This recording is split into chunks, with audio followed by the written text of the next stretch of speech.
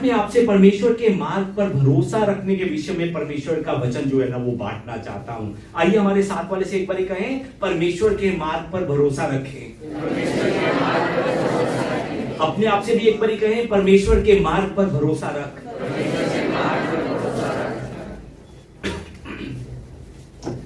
हम अक्सर चाहते हैं कि हमारा जीवन जो है ना हमारी सोच के अनुसार चले, जैसा हमने सोचा है वैसा ही हमारे साथ अच्छा जो है ना वो होता चला चले। लेकिन ये जीवन हमारी सोच के अनुसार नहीं चलता। जीवन में बहुत कुछ ऐसा होता है जिसे हम समझ नहीं पाते। कभी कोई अचानक से रास्ता बंद हो जाता है, कभी हमें उत्तर मिलने में समय लग जाता है, और कभी ऐसा लगता है कि जैसे सब कुछ खत्म हो गया हो, मानो कि हम अटक से गए हों या फिर हम बिल्कुल ही अकेले पड़ गए हों।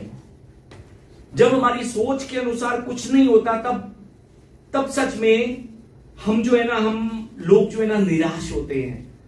जब हमारे लिए दरवाजा बंद हो जाता है, जब कोई व्यक्ति हमें ठेस पहुंचाता है, सच में उस समय हम लोगों के लिए निराश होना बहुत ही आसान होता है। उस समय हमें ऐसा लगता है कि हमने एक कदम आगे की ओर तो बढ़ाया था, लेकिन हम फिर से 2 कदम जो है वो पीछे की ओर चले गए हैं। पर यहां पर एक बात को याद रखिए कि परमेश्वर हमें कभी भी सीधी लाइन में नहीं चलाता। सीधी लाइन में परमेश्वर जो है ना हमेशा हमें ऊपर नीचे कर चलाता है। उसकी राहें जो है ना वो ऊपर नीचे हैं, पर वो राहें जो है ना हमारी भलाई के लिए होती हैं। जैसा कि मैं हमेशा आपसे कहता हूं कि जो स्ट्रेट लाइन जो है ना वो सिर्फ मरे हुए व्यक्ति के जीवन में होती है। जीवित व्यक्ति के जीवन में ऊपर नीचे चलता रहता है। परमेश्वर ने हमारे जीवन में हमें ऐसा बनाया है कि अगर हमारे जीवन में ऊपर नीचे हो रहा है तो समझ लीजिए कि हम जीवित हैं। और ये राहें जो ऊपर नीचे है ना वो सब राहें उसकी भलाई के लिए है, उसकी नहीं, उसके द्वारा हमारी भलाई के लिए ये सब राहें ऊपर नीचे हैं। रोमियो की पुस्तक अध्याय 8 की अगर हम 28 को देखते हैं तो उसमें प्रभु का वचन इस तरह से लिखा है कि जो लोग परमेश्वर से प्रेम रखते हैं उनके लिए सब बातें मिलकर भलाई ही को उत्पन्न करती हैं। हालेलुया। आसान भाषा में आपको इसी वचन को बताऊं तो वचन हमें कहता है कि सब कुछ, जो कुछ भी हमारे जीवन में हो रहा है ना, जो कुछ भी विश्वासियों के जीवन में हो रहा है, जो कुछ उनके जीवन में हो रहा है जो परमेश्वर से प्रेम करते हैं, वो सब कुछ उसकी योजना के अनुसार मिलकर भलाई ही को उत्पन्न करती है। परमेश्वर का वचन हमें यह बताता है। केवल आशीष आती दिखाई देना ही नहीं, केवल तरक्की मिलना ही नहीं, केवल लोगों का प्रेम पाना नहीं, बल्कि बंद दरवाजे, किसी का अचानक से हमें छोड़कर चले जाना, या फिर जो हमें मिलना चाहिए था वो हमें ना मिलना, ये सब भी परमेश्वर की योजना का हिस्सा है। मैं आपको ये बताना चाहता हूं। समझ रहे हैं मेरी बात को? जीवन की मुश्किलों में फंसकर हम ये समझ नहीं पाते कि परमेश्वर के पास हमारे लिए एक महान योजना है। हम सिर्फ अपने आज को देख सकते हैं, लेकिन मैं आपको बताना चाहता हूं कि वो परमेश्वर जिस पर आप और मैं विश्वास करते हैं ना, वो परमेश्वर हमारे कल को भी देखने वाला परमेश्वर है। वो हमारे परसों को भी जानने वाला परमेश्वर है। उस कल और उस परसों को जिसे हम आज नहीं देख सकते। वो परमेश्वर कभी कभी हमें पीछे लेकर जाता है ताकि हम आगे को बढ़ सके, इसलिए वो हमें पीछे की ओर लेकर जाता है। कभी आपने तीर कमान चलाया है? कभी भी मैं बचपन में जब छोटा था ना, मैं जब कमान में तीर लाकर मजाक में जब चलाता था, छोटा था, तो तीर को जब मैं पीछे करता था ना, तो शायद हो सकता है कि उस तीर को ऐसा लगता हो कि मैं पीछे की ओर जा रहा हूं। पर उस तीर को जब मैं पीछे करता था तो इसका मतलब ये नहीं है कि ये तीर पीछे की ओर जा रहा है। इसका मतलब क्या है कि जितना ये पीछे जा रहा है ना, उससे 10 गुना ज्यादा स्पीड से अब ये तीर आगे की ओर जाएगा। समझ रहे हैं जो मैं कह रहा हूं आपसे? परमेश्वर कभी कभी हमें पीछे करता है, पर वो इसलिए हमें पीछे करता है ताकि हम और आगे की ओर जा सके। कभी कभी परमेश्वर एक दरवाजा हमारे लिए बंद करता है ताकि हमें उस बंद दरवाजे को देखकर अपना रास्ता जो है ना वो बदलना पड़ सके और हम सही मार्ग पर जा सके। क्योंकि जहां पर हम थे वहां पर हम बहुत ज्यादा कंफर्टेबल महसूस कर रहे थे, जहां पर हम थे, हम वहां पर बहुत ज्यादा संतुष्ट थे, लेकिन परमेश्वर संतुष्ट नहीं था। क्यों संतुष्ट नहीं था मालूम है आपको? क्योंकि उसके पास मेरे और आपके लिए कुछ और बड़ा रखा हुआ है, जिसकी हम कल्पना भी नहीं कर सकते। इसीलिए वो हमारे जीवन में अचानक से दरवाजों को बंद करता है, अचानक से कुछ ऐसा हमारे जीवन में लेकर आता है जिसकी हमने कभी कल्पना ना की हो। परमेश्वर अक्सर कठिनाइयों को हमें आगे बढ़ाने का साधन बनाता है। हमें परमेश्वर की योजनाएं नहीं समझ में आती, हमें मुश्किल पसंद नहीं है, हम परेशानियों में जीना नहीं चाहते, हमें लगता है कि ये परेशानियां हमें पीछे की ओर करना चाहती हैं। लेकिन यदि आप विश्वास की नजरों से देखोगे तो आप ये जान पाओगे कि वो परेशानियां जो आपको आज रुकावट लग रही है ना, वो रुकावट नहीं है, वो तैयारी है, तैयारी आगे बढ़ने की तैयारी है, वो नए स्तर तक पहुंचने की तैयारी है। परमेश्वर कहता है कि मैंने आपके लिए एक मास्टर प्लान तैयार किया है। वो मास्टर प्लान जो शायद आज आपके लिए समझना मुश्किल है, ये वो मास्टर प्लान है जो आज हम लोगों को समझ में नहीं आ रहा है, पर यही मास्टर प्लान आगे चलकर हमारे जीवन में आशीष का कारण बनेगा। क्या आप विश्वास करते हैं? मैं फिर से आपको बताना चाहता हूं, कई बार देरी, कई बार बंद दरवाजे या फिर असफलताएं हमें निराश कर सकते हैं, पर मैं आपको यह भी याद दिलाना चाहता हूं कि परमेश्वर कभी भी देर नहीं करता। ये जो हमारे भारत में कहावत बनी है ना कि परमेश्वर के घर में देर है अंधेर नहीं है, वो झूठी कहावत है, वो खुद को तसल्ली देने वाली कहावत है। परमेश्वर के घर में देर नहीं है, वो कभी देर नहीं करता, वो हमें उस मुश्किल घड़ी के द्वारा तैयार कर रहा होता है, तैयार। आइए एक बार अपने आप से कहें, परमेश्वर देर नहीं करता, वो हमें उस मुश्किल समय के द्वारा तैयार कर रहा होता है। आमीन। सच में आज सुबह घर से निकलने से पहले, कल रात को हमारे घर में कुछ बच्चे आए हुए थे और मेरी वाइफ ने उन बच्चों को लेकर आना था, तो इसलिए आज मैं सुबह थोड़ा और जल्दी जो वाइफ की छोटी गाड़ी थी उसको लेकर मैं निकलने लगा। अब जब गाड़ी स्टार्ट की तो गाड़ी जो है स्टार्ट नहीं हो रही थी, इंजन जो है वो सेल्फ नहीं पकड़ रहा था। एक बारी किया, दो बारी किया, 5 बारी किया, 10 बारी किया, वहां मुझे लगा कि आज बैटरी डाउन हो गई और या तो मुझे यहां से जो है ना उबर पकड़कर जाना पड़ेगा या फिर पत्नी के साथ जो है मुझे थोड़ी देर तक जाना पड़ेगा, क्योंकि वो अभी तक तैयार नहीं हुई थी।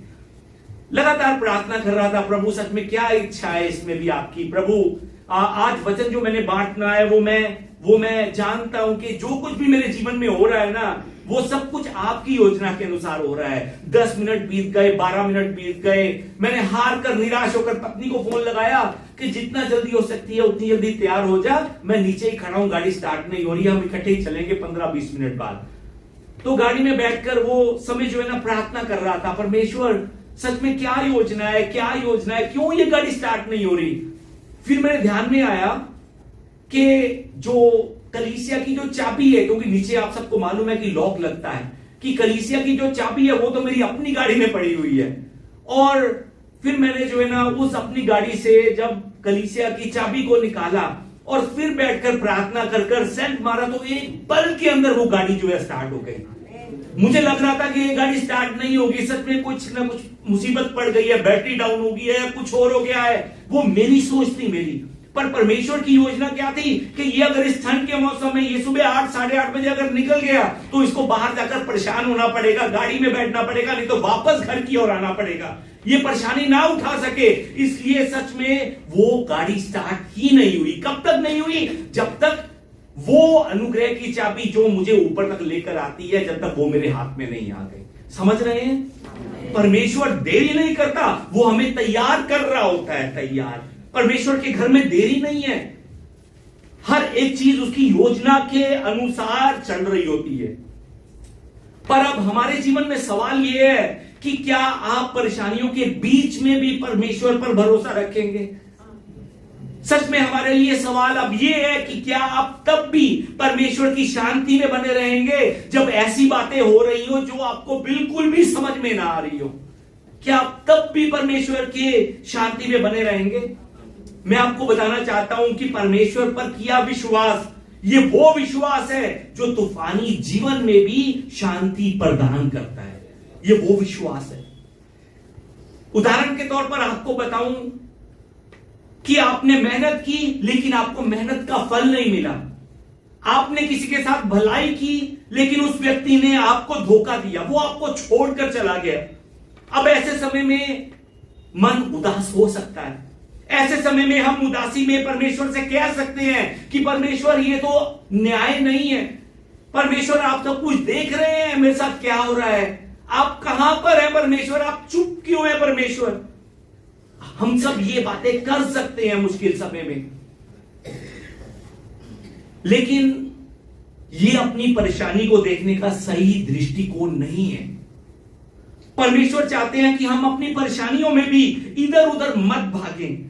हम उनसे, उन परेशानियों से हम ना डरें, उनसे ना घबराएं। परमेश्वर चाहते हैं उन परेशानियों को हम सही दृष्टिकोण से देखें, परमेश्वर की दृष्टिकोण से देखें, और परमेश्वर की दृष्टिकोण से देखकर हम उन परेशानियों को फेस करें। परमेश्वर चाहते हैं, और उन परेशानियों में परमेश्वर कहते हैं कि याद रखो कि मैं तुम्हारे साथ में हूं। उन परेशानियों के बीच में परमेश्वर कहते हैं कि विश्वास करो कि मैं आपके जीवन में कार्य कर रहा हूं। सच में मुश्किल समय में परमेश्वर से कहिए, परमेश्वर मेरा मन उदास है इस समय, सच में मेरा मन उदास है, लेकिन मैं फिर भी आप पर भरोसा रखता हूं। मुझे विश्वास है कि सब कुछ आपके नियंत्रण में है। अगर आप इस तूफान को मेरे जीवन में आने दे रहे हैं ना, तो मुझे यह भी विश्वास है कि आप इसे मेरे भलाई के लिए इस्तेमाल करेंगे। परमेश्वर, मैं विश्वास में बना रहूंगा। इन तूफानों के बीच में भी मैं डरूंगा नहीं, जीवन के इन तूफानों के बीच में मैं डगमगाऊंगा नहीं। मैं अपना मन और अपना व्यवहार इन तूफानों के बीच में भी मैं सही रखूंगा, क्योंकि मुझे विश्वास है कि सब कुछ आपके मास्टर प्लान के अनुसार मेरे जीवन में हो रहा है। और मुझे विश्वास है कि मेरे जीवन में कुछ समय बाद कुछ बड़ा आने वाला है। इस बात पर हमने विश्वास करना है। हालेलुया। आप सिर्फ अपना आज देख रहे हैं, लेकिन परमेश्वर आपकी शुरुआत से लेकर आपके अंत तक को जानने वाला परमेश्वर है, और सब कुछ उसकी योजना के अनुसार हो रहा है। अच्छा भी और मुश्किल भी, सब कुछ उसकी योजना के अनुसार हो रहा है। विश्वास कीजिए कि जिस सिचुएशन में आज आप गुजर रहे हैं ना, जिन हालातों से आज आप गुजर रहे हैं, परमेश्वर उसके द्वारा आपको तैयार कर रहा है। परमेश्वर उन हालातों के द्वारा आपको मजबूत कर रहा है। वो आपके भविष्य में आशीष को पाने के लिए जगह तैयार कर रहा है। विश्वास कीजिए, जो कुछ आज आप झेल रहे हैं ना, परमेश्वर को वो आपकी झेलने वाली बातें जो मुश्किलें हैं, परमेश्वर के लिए वो आश्चर्य नहीं है, वो परमेश्वर को हैरान नहीं करती हैं। जो तूफान आपको डराने की कोशिश कर रहा है, जिस तूफान से आपको डर लग रहा है ना, वो तूफान आपको एक नए स्तर पर लेकर जाने वाला है। इस बात पर विश्वास कीजिए, क्योंकि परमेश्वर आपके साथ है और उसका मास्टर प्लान आपकी भलाई के लिए है। आज जो वचन हमने पढ़ा है, आज के वचन में हम अध्याय 6 की 45 से अगर ऊपर देखें तो हम जान सकते हैं कि यीशु ने आज के वचन से बिल्कुल पहले 2 मछलियों और 5 रोटियों के द्वारा लोगों को खाना खिलाया था। यीशु ने खाना बांटने से पहले अपने चेलों से कहा कि लोगों के लिए कुछ खाने के लिए लेकर आओ, इन्हें कुछ खाने को दो। चेले यीशु की बात सुनकर देखते हैं कि यहां पर तो हजारों की भीड़ लगी हुई है। उस भीड़ में सिर्फ पुरुष जो है ना, उनकी संख्या 5000 के आसपास में है। यीशु मसीह के चेले उस भीड़ को देखकर यीशु से कहते हैं कि हम मिले खाना कहां से दे, हम मिले कहां से खाना दे, हमारे पास तो खुद कुछ नहीं है।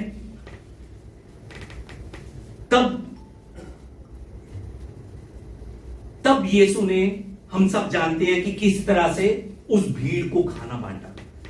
सिर्फ उन 5000 पुरुषों में नहीं, बल्कि वहां पर इकट्ठी हुई स्त्रियों में भी और बच्चों में भी खाना बांटा, और उन सब लोगों ने भरपूरी से खाना खाया। हमने पहले भी वचन में बहुत बार सुना है, हमने पहले भी ये वचन बहुत बार पढ़ा है। अब एक बार सोच कर देखिए, जिस समय वो चेले 5,000 में खाना बांट रहे होंगे, 5 रोटियां और 2 मछलियों को लेकर 5,000 में खाना बांट रहे होंगे। यीशु मसीह धन्यवाद के साथ हाथ उठाते थे और एक और टोकरी आ जाती थी, हाथ उठाते थे, एक और टोकरी आ जाती थी। उस समय उस चमत्कार को देख रहे ये चेले कितने उत्साहित होंगे, एक बार सोच कर देखिए। सच में वे एक अद्भुत चमत्कार को उस समय देख रहे थे और सच में मैं कल्पना कर सकता हूं कि वो चेले इस समय खुशी के मारे एक दूसरे के गले लग रहे होंगे, हालेलुया कहते हुए एक दूसरे के वो गले लग रहे होंगे। हो सकता है कि एक दूसरे के साथ वो हाई फाई भी कर रहे हो सकता है। वाह, ये यीशु मसीह ने एक और टोकरी आ गई, एक और टोकरी आ गई, हालेलुया। हो सकता है कि वो चेले उत्साह में ये सब कुछ कर रहे हो। वे उस समय बहुत ज्यादा आनंदित होंगे, बहुत ज्यादा। हर तरफ आनंद और जीत का माहौल जो है ना वो उस जगह पर होगा। लेकिन जब वे उत्साह से भरे हुए थे तो 45 नंबर आयत में आगे लिखा है कि यीशु ने उन्हें विवश किया। यीशु ने उन्हें क्या किया? विवश किया। यीशु ने उन्हें विवश किया कि वे नदी के उस पार बैतसैदा को जाएं। वो यहां पर बहुत उत्साहित थे, पर यीशु ने उन्हें विवश किया कि वो नदी के उस पार जाएं। सोचिए कि उस समय उन चेलों के मन में क्या चल रहा होगा। शायद वे चेले अपने मन में सोच रहे होंगे कि यीशु हम यहां से नहीं जाना चाहते। ये जगह जो है ना वो आशीष और अनुग्रह से भरी जगह है। हमने अभी अभी एक बहुत बड़ा चमत्कार इस जगह पर देखा है। वो उस जगह को छोड़ने के लिए तैयार नहीं थे। इसीलिए वचन में लिखा है कि यीशु ने उन्हें विवश किया। यीशु ने उन्हें उस जगह को छोड़ने के लिए मजबूर किया।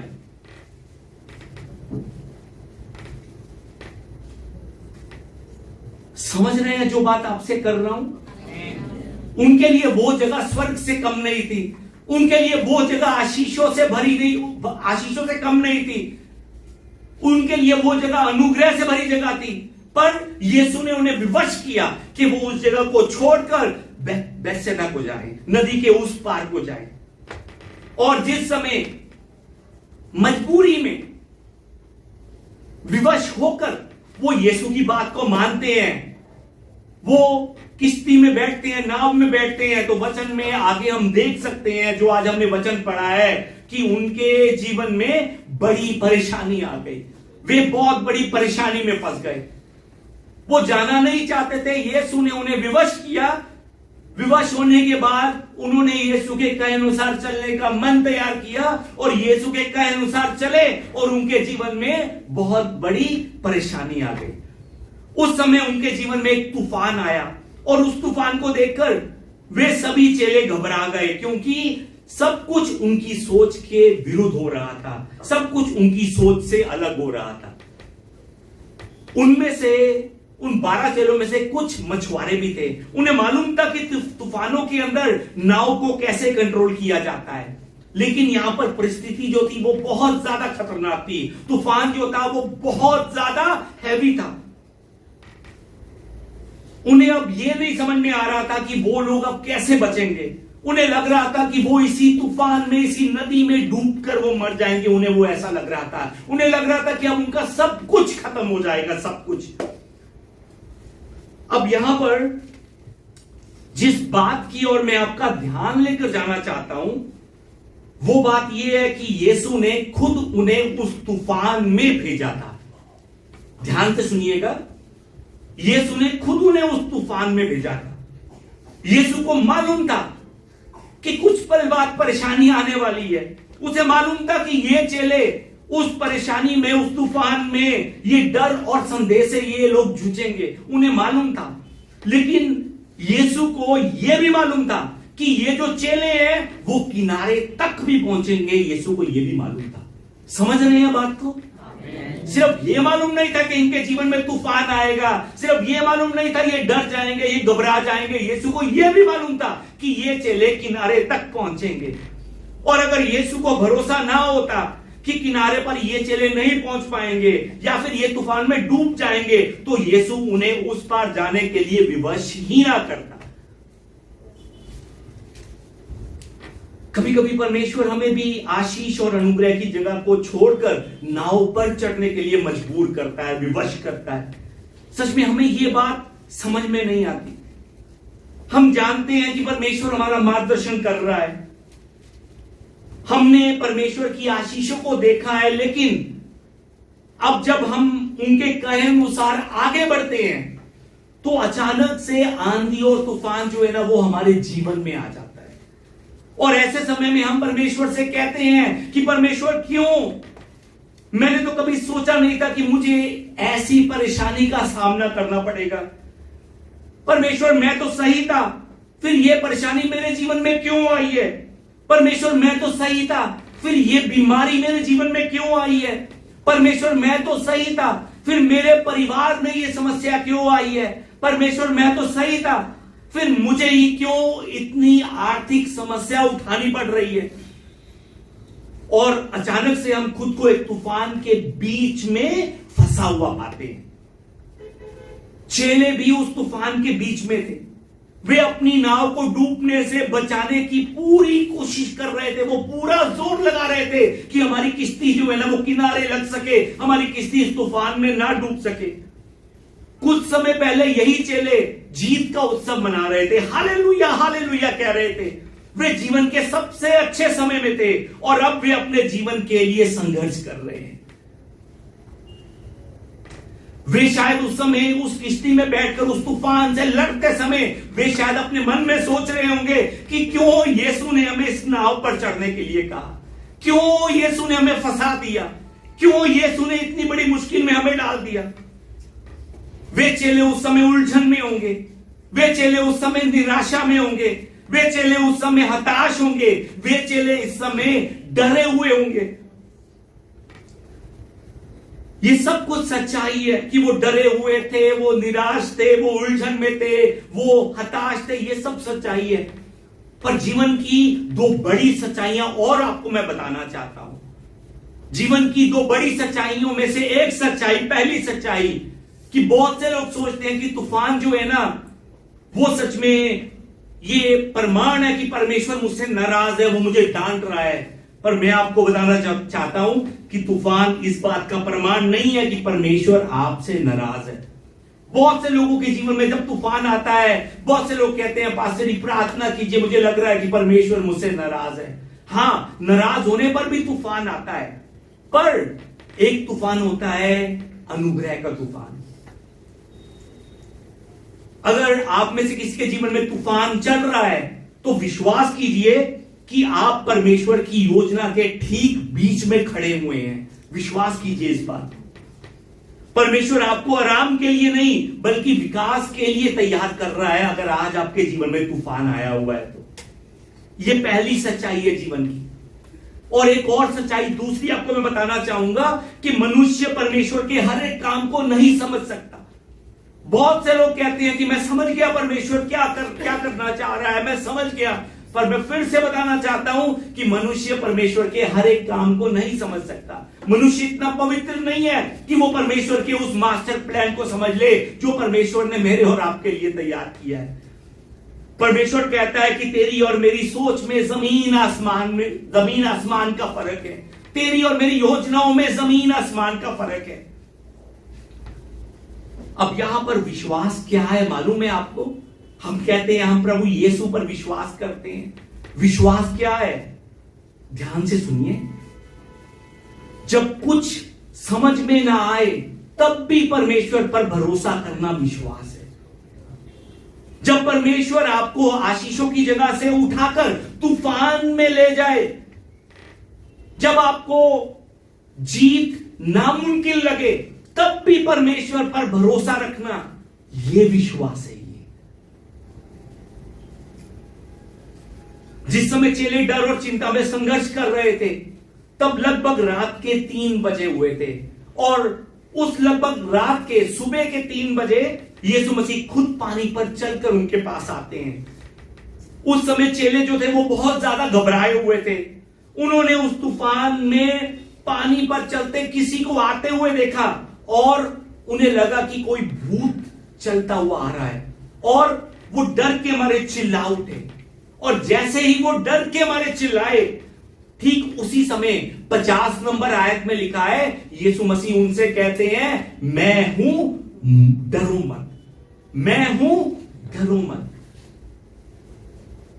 यीशु मसीह क्या कहते हैं? मैं हूं, डरो मत।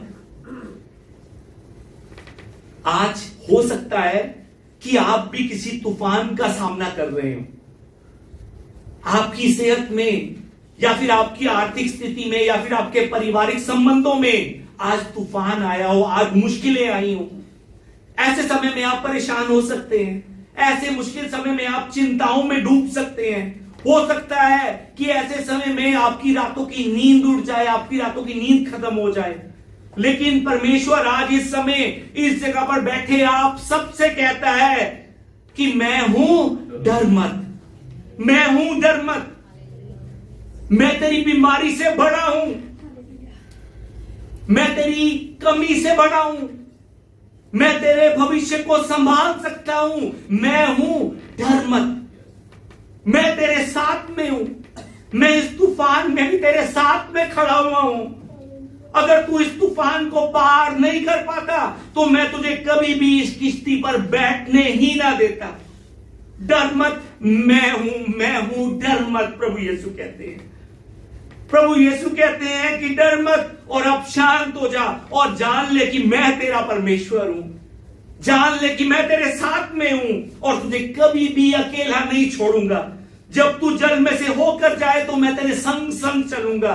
जब तू नदियों में होकर चले वो नदियां तुझे डुबा नहीं सकेंगी। जब तू आग में से होकर चले तो उस आग की आंच भी तुझे छू नहीं पाएगी। मैं हूं, डर मत। आइए एक बार हमारे साथ वाले से कहें, प्रभु यीशु है, डरने की जरूरत नहीं। अपने आप से कहें, सब कुछ प्रभु यीशु के मास्टर प्लान के अनुसार हो रहा है मेरे जीवन में। हालेलुया। अब यहां पर एक और राज की बात आपको बताऊं। वो तूफान चेलों को और बड़े बड़े चमत्कारों की ओर लेकर जा रहा था। चेलों को लग रहा था कि अब वो खत्म होने वाले हैं, पर वही तूफान जिसको देखकर वो डर रहे थे, वो घबरा रहे थे, वो तूफान उन चेलों को और बड़े बड़े चमत्कारों की ओर लेकर जा रहा था। चेले जो है, चेले वचन में अभी हमने पढ़ा था कि किस तरफ को नाव पर चढ़े जा रहे थे? बैतसैदा को। किस तरफ को?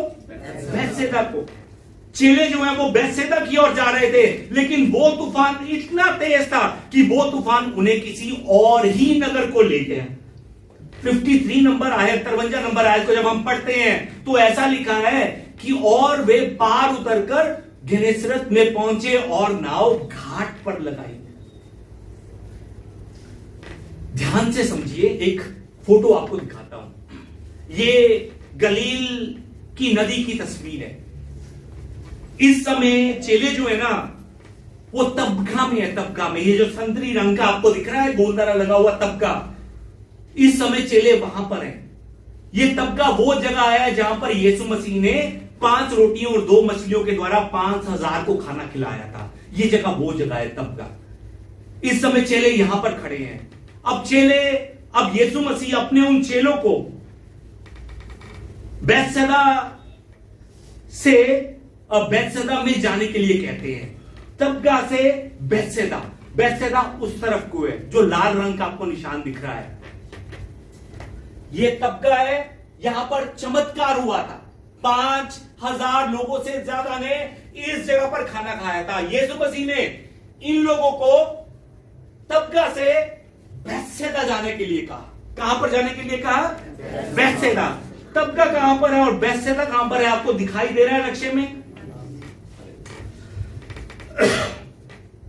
अब यहां पर ये चेले बैतसैदा जाने के लिए किश्ती में बैठते हैं, लेकिन वो तूफान उन्हें बैतसैदा को नहीं, वो तबका से 2.5 घंटे दूर गनेसरत की ओर उन लोगों को लेकर चले जाता है। ये गनेसरत है।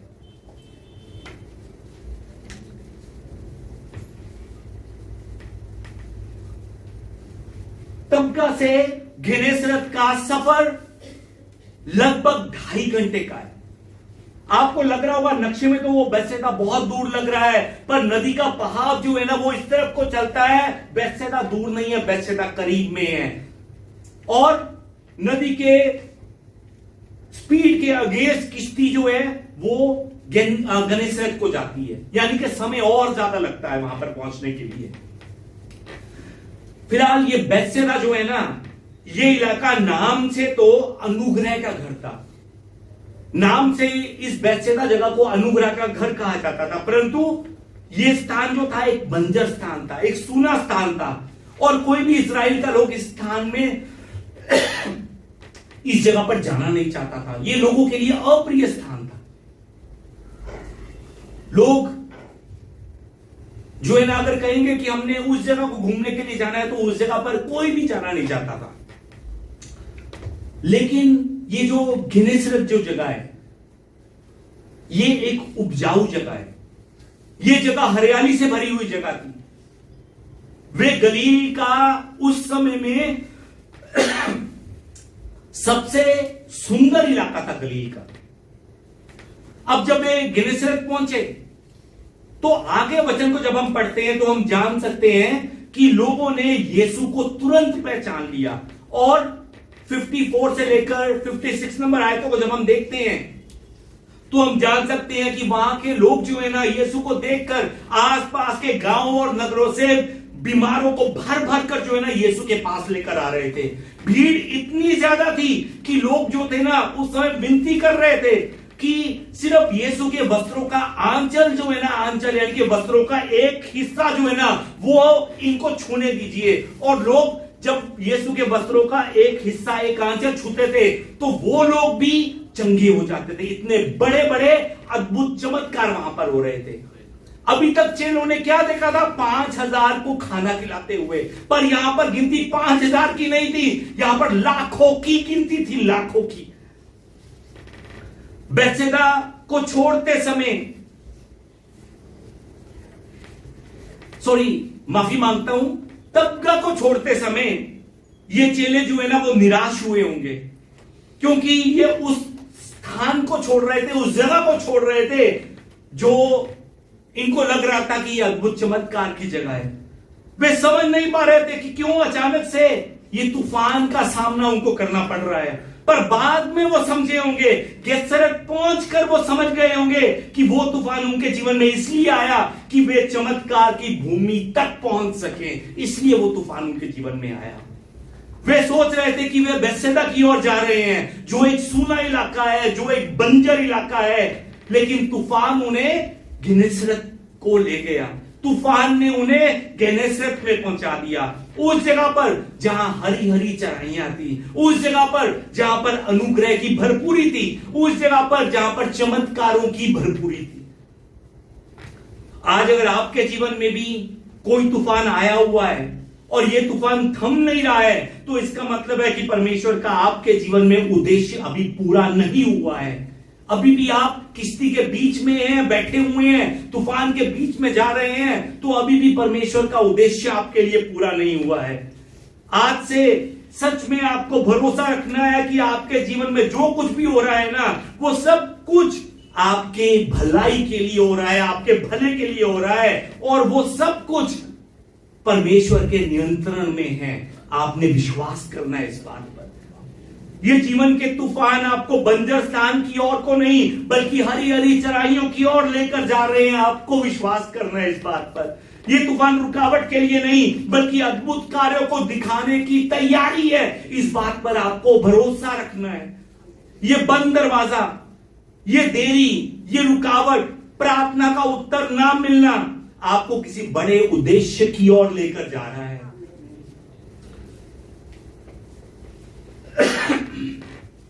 हो सकता है कि आपका दुश्मन जो है ना, वो आपके कानों में आकर कहे, तू पहले आशीषित था, अब देख तू तूफान में फंस चुका है, तू बंजर जगह की ओर को जा रहा है। वो आपसे ये सब कह सकता है, वो आपको बहका सकता है, क्योंकि वो आपका दुश्मन है और आपके दुश्मन का काम झूठ बोलना है। लेकिन आप उसकी झूठी बातों पर विश्वास मत कीजिए, अपने दुश्मन की झूठी बातों पर विश्वास मत कीजिए, शैतान की झूठी बातों पर विश्वास मत कीजिए। अगर वो आपको ऐसा कहकर बहका रहा है, तो इसका मतलब है कि वो जानता है कि आप बेथेसदा की ओर नहीं, आप गेनेसरेत की ओर को जा रहे हैं। वो जानता है इस बात को। सच में अगर वो आपको बहका रहा है आज, तो वो जानता है कि ये तूफान आपके जीवन में बड़ी आशीषों को लेकर जा रहा है, लेकर आ रहा है। वो इस बात को जानता है, ये तूफान आपको आशीषों की जगह पर पहुंचा देगा। ये जो है ना, ये शैतान जानता है, इसीलिए वो आज आपको बहका रहा है। परमेश्वर ने आपको नाव में इसलिए बिठाया है क्योंकि उसने आपके भविष्य में और भी महान और अद्भुत चमत्कार रखे हुए हैं। वो आपको आगे बढ़ाना चाहता है, वो आपको ऊंचाई पर लेकर जाना चाहता है। हां, आपने 5000 को अभी तक भोजन कराने जैसा अद्भुत चमत्कार देखा है। हां, अभी तक आपने देखा है कि परमेश्वर जो है ना आपके लिए भला है, आपने देखा है। उसने अभी तक आपको संभाला है, आपने देखा है। अभी तक उसने आपकी जरूरतों को पूरा किया है, आपने देखा है। आपने उसकी सुरक्षा जो है ना पाई है। इन बातों को याद करते हुए आप संतुष्ट हो सकते हैं कि हां, मैं अब संतुष्ट हूं परमेश्वर, मैं अब संतुष्ट हूं। लेकिन मैं आपको बताना चाहता हूं कि आपने अभी सिर्फ खुशियों की शुरुआत को देखा है। ये खुशियों की झलक थी जो अभी तक आपने देखा है। परमेश्वर आपसे इतना प्रेम करता है, इतना प्रेम करता है कि वो आपको उन आशीषों से चूकने नहीं देगा जो उसने आपके लिए तैयार कर कर रखी हुई है। क्या आप विश्वास करते हैं? आप इस तूफान से निकलकर गेनेसरेत में निकलेंगे, बेहतर सेहत के साथ निकलेंगे, आप बेहतर संबंधों के साथ निकलेंगे, आप बेहतर अफसरों के साथ आप निकलेंगे। आप तूफान से निकलकर केवल आशीष को नहीं बल्कि आशीष की भरपूरी को पाएंगे। ये परमेश्वर का वादा है आपसे। इसीलिए विश्वास कीजिए कि परमेश्वर कार्य कर रहा है। विश्वास कीजिए। परमेश्वर आपसे कहता है कि चिंता मत कर, मैं तेरे साथ हूं। चिंता मत कर, मैं तेरे साथ हूं। भले ही आप अभी आज परिणाम को ना देख रहे हो, पर याद रखिए कि परमेश्वर पर्दे के पीछे खड़ा होकर काम कर रहा है। परमेश्वर आपके लिए सच में अभी आपकी कहानी खत्म नहीं हुई है। आपकी कहानी और ज्यादा बेहतर करने के लिए परमेश्वर काम कर रहा है। विश्वास कीजिए इस बात पर। और वो आपका राजा सच में आपकी कहानी जो है ना अभी लिख रहा है, अभी लिख रहा है। इस बात को याद रखिए। इसलिए आज का आपका दर्द, आज आपके जीवन की तकलीफ, आपके जीवन की मुश्किलें, आपके जीवन के तूफान आपको हरी हरी चरकाइयों की ओर लेकर जा रहे हैं। विश्वास कीजिए इस बात पे। परमेश्वर आपके साथ है और वो आपसे कहता है कि चिंता ना कर, मैं तेरे साथ हूं। ये आंधियां तुझे डरा ना सकेंगी, ये आंधियां तुझे हरा ना सकेंगी। चिंता ना कर, मैं तेरे साथ हूं। आइए इस समय हम अपनी आंखों को बंद करें और अपनी आंखों को बंद कर कर हम परमेश्वर से प्रार्थना करें। आइए मेरे पीछे पीछे प्रार्थना करें।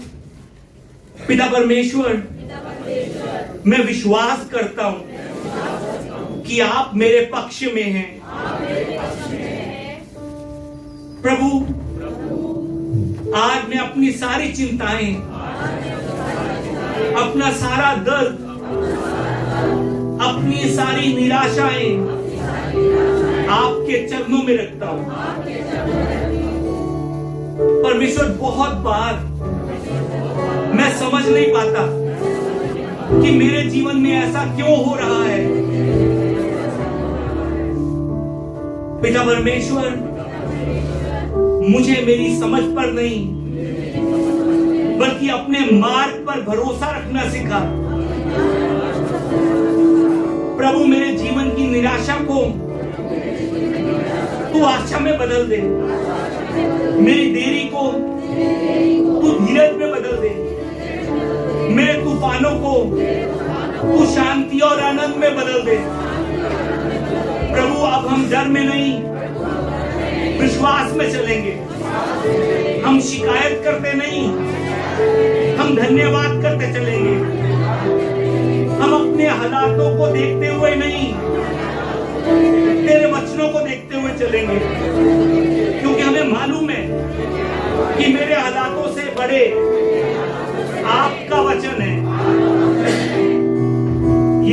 सामर्थ्य नाम से हम ये प्रार्थना करते हैं।